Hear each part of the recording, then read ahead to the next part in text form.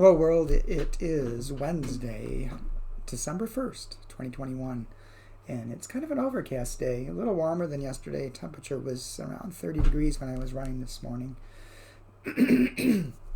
Excuse me, and I think it's going to be gradually warming the next couple days. Temperatures in the 50s in December. Just unbelievable.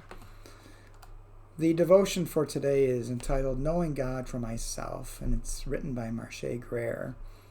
It's based on Psalm 79, verse 8, New International Version. Do not hold against us the sins of past generations. May your mercy come quickly to meet us, for we are in desperate need. Marche writes, when I was a child, elders in my church would say, you've got to know God for yourself. I couldn't quite grasp what that meant. And then I came out as queer. And getting to know God for myself saved my life. Many of the elders in my childhood church were taught that queer people were living in sin. During my teens and early 20s, I assumed that anything my elders taught me about God had to be my experience of God. I thought I couldn't be queer and have a relationship with God. I internalized that I was an abomination and left the church. I eventually became so miserable without a spiritual community that I decided to give church one more chance. A coworker recommended that I visit a black church where queer and trans people were affirmed. I wept when I visited that church because I realized I wouldn't have to give up the faith of my childhood just because I was queer. I discovered I could bring all the things I loved about my childhood church with me into a new spiritual path where I was affirmed. I could bring the gospel music, praise dancing, and extemporaneous praying, but leave the shame behind. I know the God of my ancestors for myself, and that God embraces my queerness fully. I'm glad I've learned to seek out God for myself, because what others taught me would separate me from the love of God. Because what others taught me would separate me from the love of God brought me closer to it. In Marche's prayer. Thank you for loving me because of who I am, not despite who I love. Amen. This devotion brings up many thoughts for me. One being that if we're all created by God, if we're created queer, that is who God intended us to be.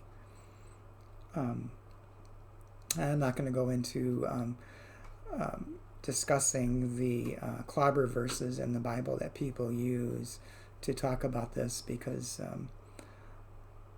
there's a lot you have to understand before you really understand what those passages meant in the context in that time, and also what was going on sociologically as well as religiously and politically. There's so much packed in there, but like I said, I'm not going to go into that now. The important thing is St. John United Church of Christ is an open and affirming church. And it's just because of what Marche talked about that we became open and affirming to help people find that the way they are created is loved by God, and they are loved by God regardless. And they are worthy to, and they're welcome and affirmed in their own identity as God created them. The other thing this devotion does is just, it tears at my heart to know people who have been so damaged by what quote-unquote church people have said and done to them. It's certainly not what God intended. It's not what Jesus taught at all. We are all loved. We are created in the image of God, and we are filled with the breath of God. So if you know someone who's struggling with their identity and struggling with what church has told them about themselves, invite them to come to our church. Invite them to come and talk to me, and we can join together with them and help them see God for themselves, not the God that other people taught them.